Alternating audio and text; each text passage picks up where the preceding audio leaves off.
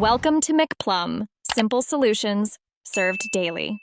You'll start by making sure the device is up to date and on Wi-Fi so downloads finish reliably. Once done, open Settings and go straight to Accessibility, then Spoken Content, or to Siri and search if you want Siri voices.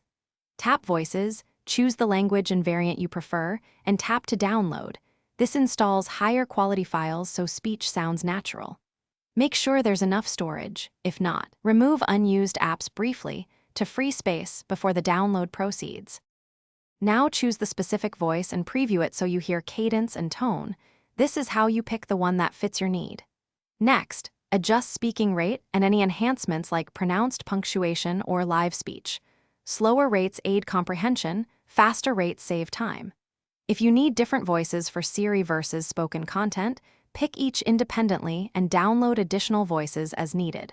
Once downloaded, switch between them to confirm which works best in Messages, Maps, or finally test the new voice across common tasks. Select Text and tap Speak, swipe down with 2 fingers to read screen, and ask Siri a question to hear its voice live.